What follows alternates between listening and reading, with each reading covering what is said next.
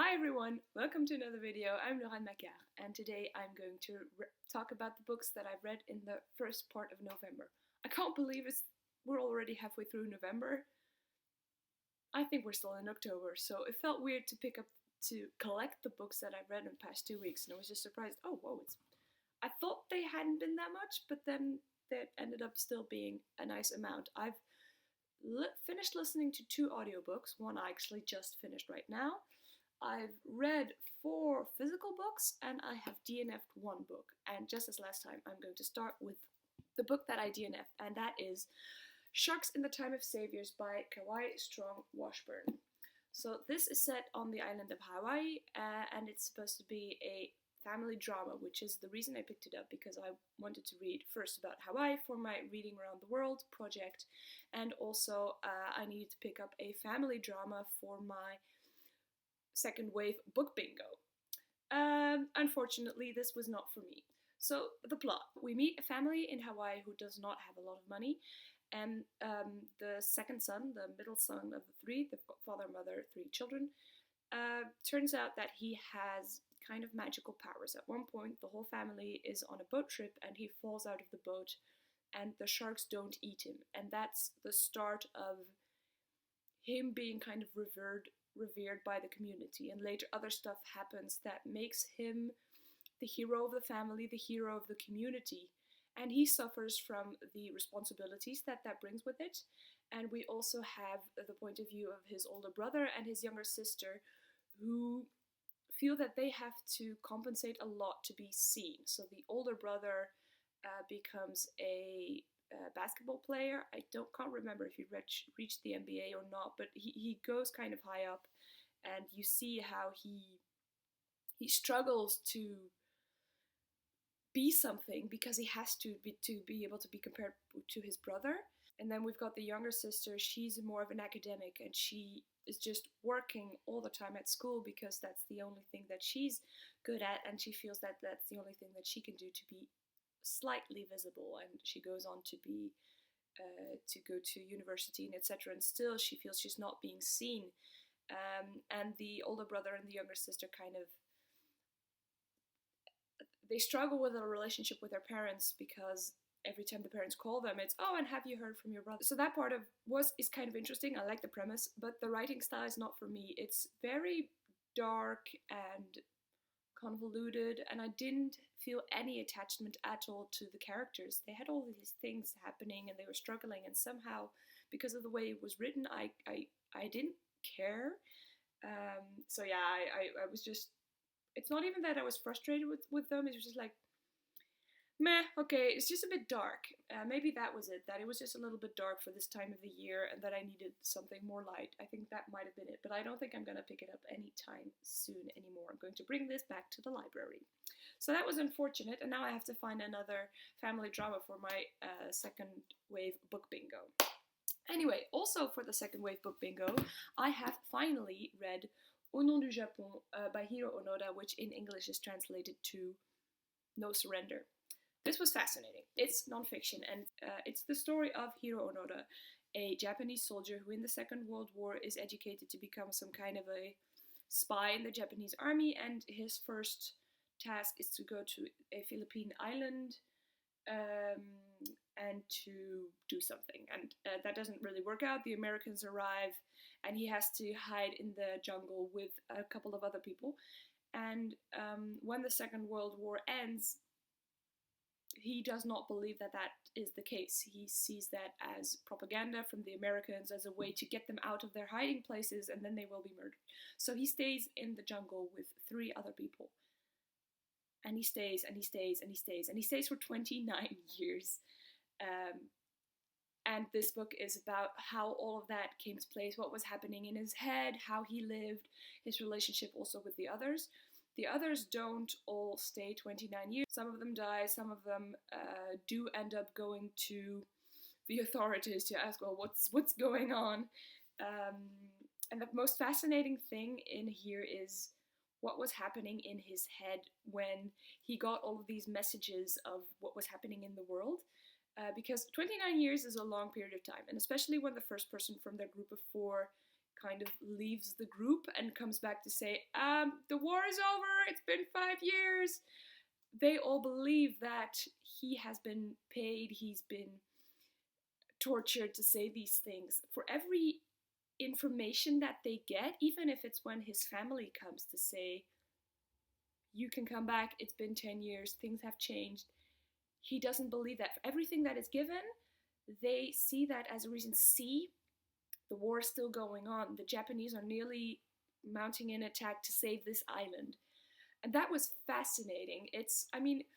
I'd already read before in another non-fiction book about how our mind works, that oftentimes when you have an opinion and you're given information, facts even, that are against that opinion that you have of it, that you see those facts as reason that your opinion still is worthy. And in that book, this story was given as an example, and this is an extreme example, and you wonder, well, how is this possible?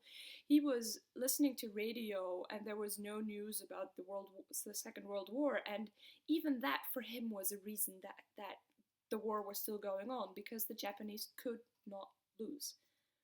That was so ingrained.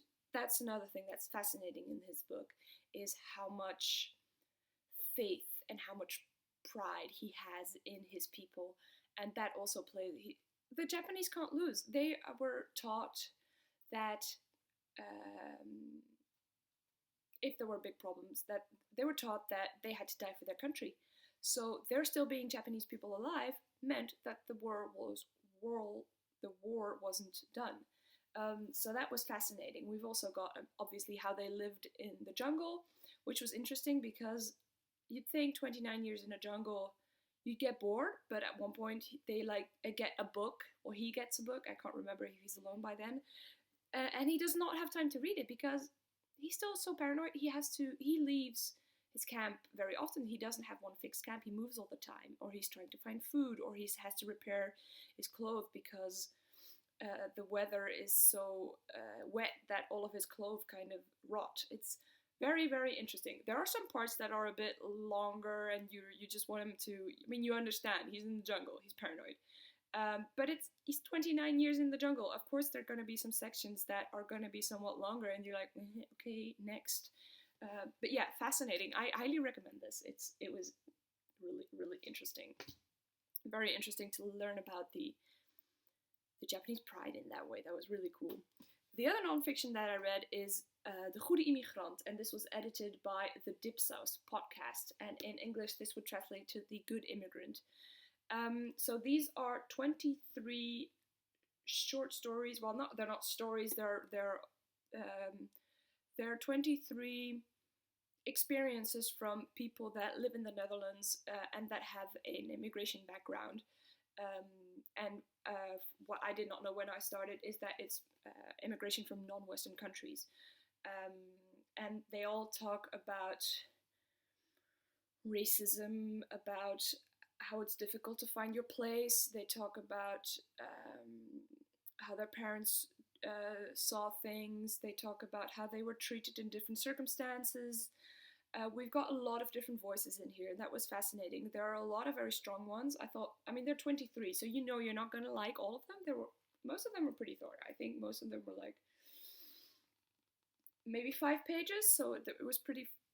You could read this pretty fast, but I like to take my time with it. And I think 1 and 2 voices were so strong. I thought I was going to like maybe 3 or something. I thought that was approximately the percentage I was going to hope for, but no, it's actually 50%. It was so interesting how difficult it is for all these people to be allowed to be Dutch. The question that they were given is, what's a good immigrant? And it's not possible to be a good immigrant because of the stigma that is attached to it and the opinion that we have. And the people aren't allowed to be Dutch because they're shoved away from the society all the time. It was super interesting. I really like this. I really like all the different voices. And if you live in the Netherlands, I would recommend you reading this. It's a lot of non-white voices, and it's really good. Let's see. Then I actually read a graphic novel. This is called Zaida Silk, and it's kind of historical fiction. yeah, it's not written here. In the 19th century, you've got a French man, and he is sent by his village to go to Japan to find silkworms. And he goes to Japan a couple of times, well, once every year. And this is that story about his voyages, his communication with people over there, and especially he is fascinated by a young girl that he meets, well, that he sees. He doesn't really meet her. It's kind of an eerie book. It's written in a very dreamlike way, and I mean, I've been showing you the art. The art helps with that. The art is wonderful. These types of things were beautiful, but they're also kind of like more sketchy things. And there's a couple of look. It's real. I like it when the atmosphere is given that way. And we've also got once in a while these kind of like comics things, and that's every time he goes back, he kind of has the same. His voyage is always the same way, so in that way, there's always the same steps, and that gives it a very oral story kind of feeling, because when in oral storytelling, you often have repetition, and this gave it that feeling. And every time you had this repetition, we had these comics at the same time. There are some, I mean, they're beautiful. I like this. It was a quick read. I think I read it in one day. Look. I'd recommend reading this. It didn't give me any kind of information. It's just like an eerie story of this man that goes to Japan every once in a while. And yeah, Silk. Can't say much because I didn't have a lot of plot. It's just a beautiful story. I also read Les Royaumes du Nord in French, and in English it's called... Wait, I forgot to tell you what Silk has been written by Alesaricco, and it's originally written it's originally written in Italian, and the drawings are made by Rébecca Dautremer, who is French, from what I understood. So yeah, then I read Les Royaumes du Nord by Phillip Pullman, which in English is called The Northern Lights, and this is the first installment of His Dark Materials trilogy. I think the last time I've read this, I must have been maybe 16 or so, and the first time was when I was 12, and I really liked this as a kid, and it was wonderful to rediscover it as an adult. It has just enough depth that even as an adult, it's still very interesting, even though it was originally written more for kids or young adults. So this is fantasy, and we meet Lyra, and Lyra lives in a world where people have a demon, and a demon is an animal that is kind of attached to you. It's like a part of your soul that is on the outside, and when you're a kid, this demon can still shapeshift, and when you're an adult, or well, starting from adolescent, it cannot anymore. And in this world, Lyra, she lives in the Oxford University, in the Jordan College, and she is this wild thing. She doesn't have parents. She's been raised by all of the erudite kind of old men that are trying to teach her stuff, but she just likes to hang out outside with her friends and just be up to trouble. And one of her friends is captured by, I don't really know how they're called in English because I read this in French, but they're a group of people that are roaming the English countryside and are kidnapping kids. And no one really knows why, and most of the kids are from the gypsy clans. But one of the friends of Lyra is also captured. And she promises herself that she's going to help find him. So yeah, that sets things into motion. The world building is really well done. There are a lot of metaphors, and that was, I think, what I appreciated most about rereading it now, is that I saw also the commentary on, from what I understood at least, the Catholic Church, well, no, the Church in general, not necessarily the Catholic one.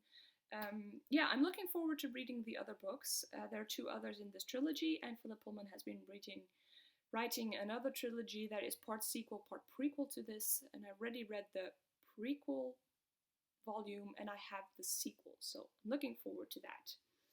It's kind of, I don't know, I like reading this also because part of it, it's set in the north and it's very cold. It was nice to read this in this stormy time. So I still have 2 audiobooks that I have to talk to you about because both were really good. The first one is called The Door, and it's written by Magda, Szabo. And Magda Szabo is a Hungarian author, and this is, from what I understood, a well-known Hungarian book. The narrator is a young writer, and she and her husband go to live in some kind of apartment complex. And because of her writing and because of her busy cultural life, she doesn't really have time to do all the domestic chores. So they try to find someone that will do that for them, a housekeeper, and that is how she meets Emerence. Emerence is like the concierge, I'd say, of that apartment complex. And she is a very, very interesting character, and the book is about their relationship because Emerence has a heart of gold, is very grumpy, she has a magical effect on animals, she's very loyal, she has very strict rules and beliefs, and the evolution of the relationship between her and the writer, the narrator, whose name we don't ever hear, is very interesting. It's very well written. You're really sucked into their lives. The book doesn't really have a plot. It's really just about their relationship evolving over decades and decades and decades. And the character of Emerence is fascinating. She's like a modern old woman witch, kind of. That's maybe the best way to describe it. I really love this book. I think I gave it 5 stars on Goodreads eventually. I highly recommend it, actually, if you like slow burning books that are about relationships and that have very strong characters. Yeah, I'd recommend this. It was really good. The other book, and that's the one that I just finished, is The Island of Sea Women by Lisa C. And this is set on Jeju Island, an island in the south of South Korea. And it spans a couple of decades. It's historical fiction in another part of the world. It was definitely something I was going to like, and it did not disappoint at all. So on Jeju Island, we have I have to say this correctly, a matrifocal society, and that means that the women, they're not necessarily the boss, but they are the breadwinners, and in that sense, they also have a lot of decisions to make. So the women, most of them are divers, and these divers are called henya. And what happens in the society is that the women do the work, they also do the house chores mostly, and the men take care of the kids. And the main character of this book is Hwangdo. Now I have to say this correctly, otherwise I just finished this. I'm so bad. I have trouble when I read books to remember the names of characters. I don't know if you have that as well, but especially when I listen to it, somehow it just doesn't. I think it's because when you listen to something, you don't really appropriate it in your own brain. I mean, when you read, you have to pronounce it in your head, and I think that makes it easier to remember. But and even then, I oftentimes have no idea. But when I listen to a book, then it's bad. So let me check. So the narrator is called Young-suk, the main character. And Young-suk, we meet her when she's 15 years old, and her best friend Mija are allowed to go on their first dive with the henya of their conglomeration. Is that a word? I think so. Now, Mija and Young-suk have different backgrounds in the sense that Mija's father was a Japanese collaborator, and Young-suk's mother and grandmother and all of the women in her line were also henya. And that gives them also, although they're like sisters, that kind of gives them a different path in life. And this book is about how they are separated, how their background influences their lives, and all of that is set in the historical setting of the time. So it starts when Jeju Island and Korea in general is still a colony of Japan, and so we've got strongly the influence of the Japanese colonizers and what that meant for the community and the things that they were and were not allowed to do. Then we've got the evolution of the Second World War, and most of the book is then about the period afterwards. So we see all of that through the eyes of Young-suk and her children and the influence on her relationship with Mija. This book is it has so many layers. We learn about the Henya, we learn about the historical backstory, we learn about just life on Jeju Island. It's about motherhood, it's about sisterhood, it's about grief, it's about these matrifocal communities. It's very interesting. I liked all of the layers that it had. It goes back and forth a little bit in time. We've got a few sections where we're in the year, I think it's 2008 or 2009.